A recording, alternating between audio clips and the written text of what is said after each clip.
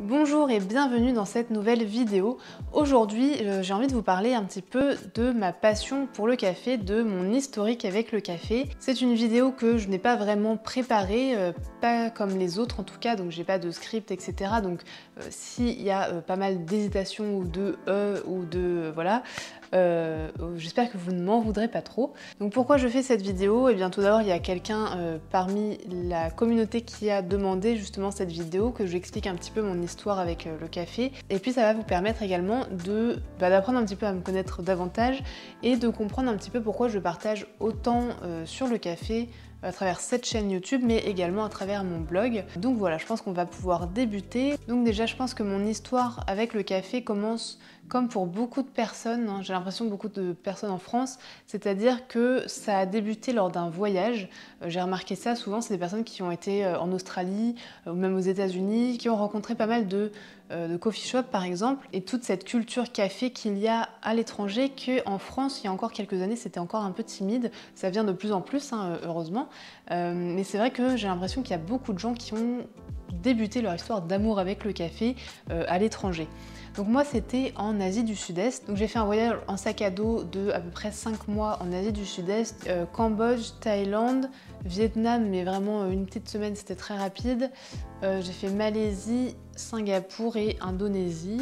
Et donc en fait c'est vraiment à travers ce voyage que j'ai découvert vraiment une passion pour le café, que je me suis vraiment passionnée pour cette boisson, puisque avant ce voyage, donc qui remonte à 2016-2017, je ne sais plus, 2017. Avant ce voyage, je buvais du café, mais un peu comme tout le monde, sans faire vraiment attention à ce que j'achetais. J'étais chez mes parents d'ailleurs, et ils achetaient simplement du café moulu. On faisait du café filtre. Il m'arrivait de prendre des expressos, soit au travail, à des pauses, etc. Mais vraiment, j'étais pas passionnée plus que ça par le café. Pour moi, c'était vraiment juste voilà, une boisson agréable à boire que j'aimais bien prendre de temps en temps, enfin tous les jours même. Et voilà. Et donc arrivée en Asie, en fait, j'ai découvert des coffee shops, puisque avant en France, je connaissais même pas. Il n'y avait pas beaucoup de Starbucks. Je crois qu'il y en avait à Paris du coup, mais c'est tout à Nantes. Est-ce qu'il y avait... Oui, il y avait peut-être un Starbucks. C'était vraiment le tout début des Starbucks en France en fait. Il me semble, hein, il n'y en avait pas beaucoup. Donc vraiment coffee shop, c'était pas vraiment un terme que j'utilisais au quotidien. Hein. Et donc j'ai un souvenir particulier donc c'est avec Alexis qu'on était en Asie, que vous avez peut-être vu déjà sur la chaîne dans quelques vidéos. Bonjour et bienvenue dans cette nouvelle vidéo. Aujourd'hui on va faire une petite session de dégustation de café, et pas n'importe quel café, on va... Hey, je suis en train de... Je sais que je vais faire un arôme, c'est caramel mou. Que ça commence bien. En gros, on était au Cambodge, c'était à Siem Reap. Donc je sais pas si vous connaissez les temples d'Angkor, mais donc c'était pas loin. Et à un moment, on était dans une petite ruelle qui était très mignonne. Ça faisait un petit peu italien quand même comme style. Il y avait des restos italiens, etc. Et il y avait un café. Et donc là, on a vu la carte de tous les cafés. Donc il y avait le cappuccino, latte, etc. Et on savait pas bien faire la différence de tout ça. Donc on a commencé à s'intéresser un petit peu déjà juste à ces boissons, à comprendre les différences. Et voilà, c'est un peu parti de là en fait. Et puis en fait, petit à petit, on s'est intéressé de plus en plus au monde des coffee shops en premier lieu. Et au final, petit à petit, le voyage s'est un peu résumé à, d'une part, faire notre voyage, voilà, découvrir un tas de choses, des cultures vraiment différentes et tout. Et il y avait toujours ce petit truc à la découverte des coffee shops, en fait, notre voyage s'est un petit peu transformé. Et enfin, je sais pas comment dire en fait, mais de plus en plus, pendant notre voyage, en fait, le simple fait de tomber sur un coffee shop, alors on était vraiment tout contents. Voilà, c'était hyper sympa. Et donc ça nous a jamais quittés, hein, du coup, vous avez peut-être pu le voir avec le coffee tour qu'on a fait à Paris. Et en fait, pendant ce voyage, voilà, on a eu l'occasion de goûter à pas mal de cafés, à commencer à faire un petit peu notre palais, parce que moi, c'est vrai que à la base, les cafés, pour moi, ça avait tous un peu le même goût, un petit peu amer. Voilà, je sentais pas forcément, je faisais pas attention aux nuances de différents cafés. Et là, voilà, en plus, je buvais majoritairement quand même plus du café filtre. Et petit à petit, je me suis vraiment surprise en fait à apprécier de plus en plus les expressos. Donc voilà, c'est un petit peu brouillon, hein. Je dis un peu tout dans le désordre et tout, mais bon, j'espère que ce sera à peu près compréhensible. Donc voilà, j'ai découvert pas mal de cafés différents. J'ai commencé à comprendre qu'il y avait vraiment une variété énorme de cafés, de types de café, d'origine, etc. Et donc c'est pendant ce voyage que j'ai eu vraiment envie, parce que c'était en fait, avant ça j'avais mes études, j'ai fait 3 ans d'études et je suis partie en voyage, et après mon but à la base c'était de peut-être reprendre des études, etc. Ce que je n'ai pas fait finalement, et parce que pendant ce voyage je me suis dit mais en fait j'aimerais bien, pourquoi pas, ouvrir un coffee shop, ça me tentait vraiment. Et d'ailleurs j'ai failli travailler dans un coffee shop en Malaisie un moment, j'avais donné mon CV, enfin je sais plus trop, mais au final ça s'était pas fait, mais ça aurait pu je crois. Pour montrer à quel point le café ça a vraiment été quelque chose à ce moment-là, c'est qu'il y a un moment, Alexis a dû rentrer en France pendant une semaine, donc je me suis retrouvée toute seule à Hanoï, donc au Vietnam, et donc j'ai pu découvrir un petit peu la ville, mais c'est vrai que voyager toute seule, moi, c'était pas forcément quelque chose dont j'avais spécialement envie. Et donc j'ai dû, au lieu de me morfondre un petit peu toute seule dans ma chambre, je me suis forcée un petit peu à sortir, mais aussi j'aurais pu profiter davantage de la ville. Le truc que j'ai fait, c'est que pendant plusieurs après-midi, je me suis posée justement dans un coffee shop, et en essayant d'imaginer voilà, le business plan en fait, du coffee shop que j'aimerais faire. Je me rappelle que j'avais carrément écrit dessiné une petite carte, un petit menu de tout ce qu'il y aurait dans mon coffee shop et tout. Enfin bref, c'était vraiment les débuts de ma grande passion, et voilà, de me dire je veux faire ça de ma vie, etc. Bon, au final, je n'ai pas fait de coffee shop, hein, je ne sais pas si j'en ferai un jour, mais j'aimerais bien, c'est toujours dans mes projets, mais dans 5-10 ans, je sais pas, j'aimerais bien faire ça, c'est vraiment quelque chose qui m'attire vraiment. Voilà, qu'est-ce que je voulais dire d'autre? Qu'est-ce que je peux vous raconter de ce voyage? À un moment en Malaisie, on était à Penang, c'est une île en Malaisie en fait qui est assez connue, et c'était vraiment une orgie de coffee shop. Il y avait des coffee shops à chaque coin de rue, et là franchement c'était le top, c'était le rêve en fait, le rêve ultime des personnes qui sont fans de café. D'ailleurs, si un jour vous allez en Malaisie, franchement allez à Georgetown, donc sur Penang, et vous allez voir, c'est incroyable le nombre de coffee shops à chaque rue. Enfin voilà, et donc là-bas, qu'est-ce qu'on a vu? On a découvert le 3D latte art, je ne connaissais pas, donc c'est vraiment du latte art. Vous voyez ce que c'est le latte art, donc dessiné dans le café avec du lait, de la mousse de lait. Mais là c'était donc la mousse de lait qui est assez compacte, et ils font des petites formes et tout. Je vous mettrai à l'écran les petites images, enfin, c'était trop bien. Pareil, au même endroit, on a eu un premier cours de latte art. Et d'ailleurs, c'est je pense le plus beau cœur que j'ai réussi à faire en latte art, parce qu'après, ici à la maison, je n'ai pas réussi encore à faire un très beau cœur. Donc voilà, des petites expériences comme ça à droite à gauche. Et beaucoup de cafés, beaucoup de coffee shop. Donc voilà, c'est vraiment en fait en Asie où j'ai découvert mon amour pour le café.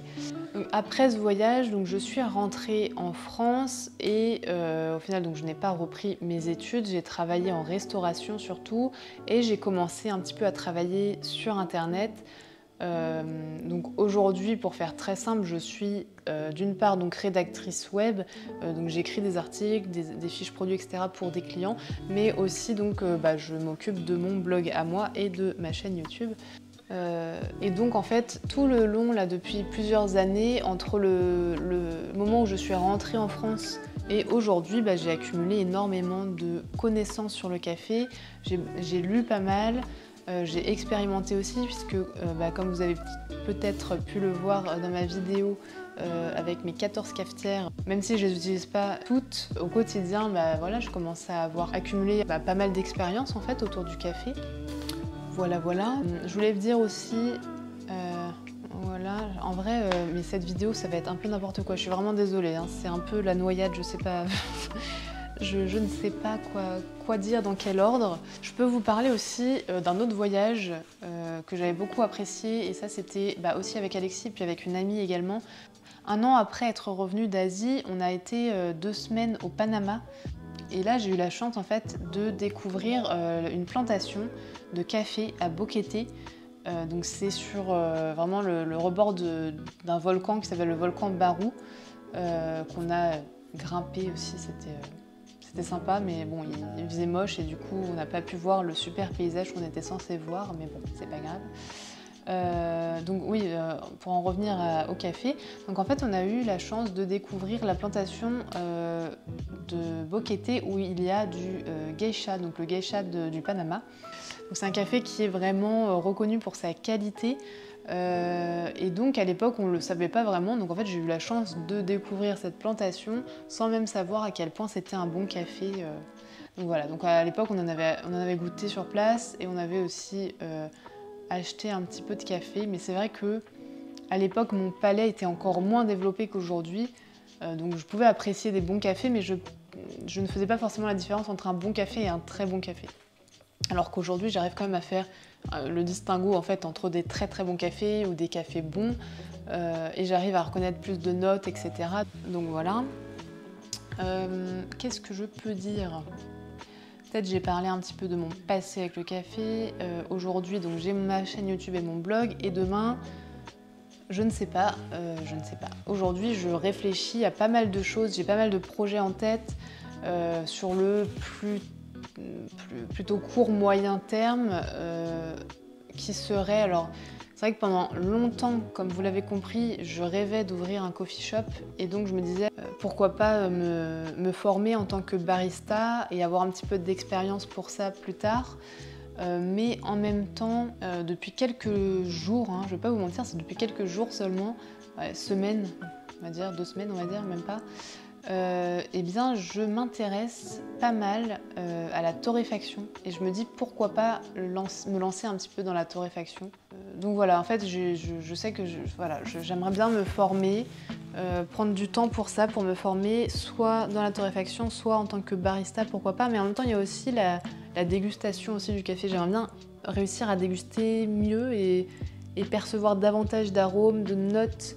Voilà, j'aimerais bien pouvoir décrire vraiment bien un café. Aujourd'hui, c'est pas le cas et ça m'embête un peu.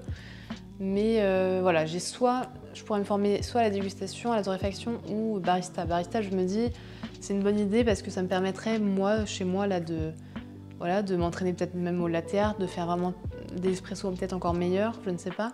Mais en même temps, ce serait pas pour travailler demain dans un coffee shop. Alors que la torréfaction, je me dis, pourquoi pas tenter de me former, d'acquérir un torréfacteur, donc la machine, parce que j'ai vu qu'il existait des petits torréfacteurs qui pouvaient torréfier des lots de 2-3 kilos à la fois. Je pensais pas que ça existait des petites machines comme ça. Voilà, je vous avais promis plein de dans cette vidéo, je suis désolée. Bref, voilà, je sais pas si ça a été très clair, très fluide, très agréable à suivre comme vidéo puisque c'était vraiment improvisé, j'ai pas vraiment réfléchi à qu'est-ce que j'allais dire dans quel ordre.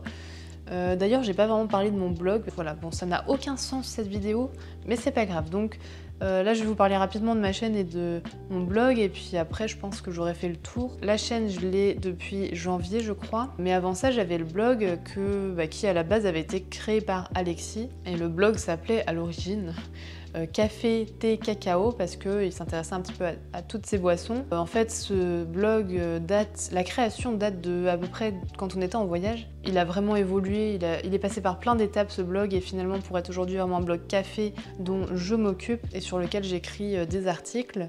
Donc ce blog s'appelle Nomade Barista et c'est une réunion de 2 passions que sont le voyage et le café.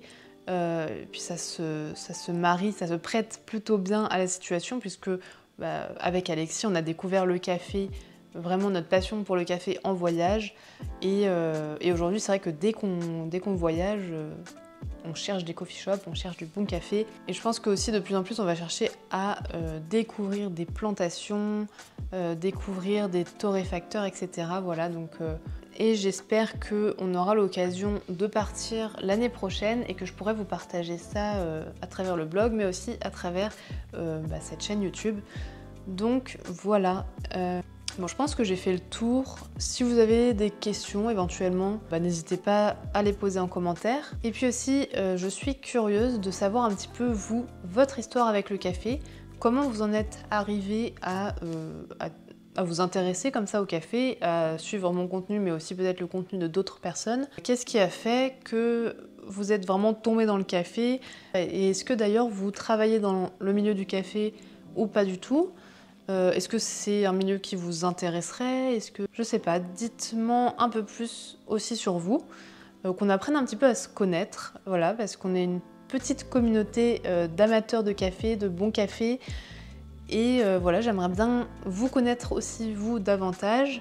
N'hésitez pas à dire un petit peu dans les commentaires, expliquer un petit peu votre histoire avec le café. Et puis si ce type de vidéo vous plaît, ou bon, c'est un peu moins fluide hein, évidemment, puisque je n'ai pas vraiment l'habitude de parler comme ça sans préparation vraiment, mais n'hésitez pas quand même à me dire si ce petit type de vidéo un peu plus naturel, on va dire, ça vous plaît.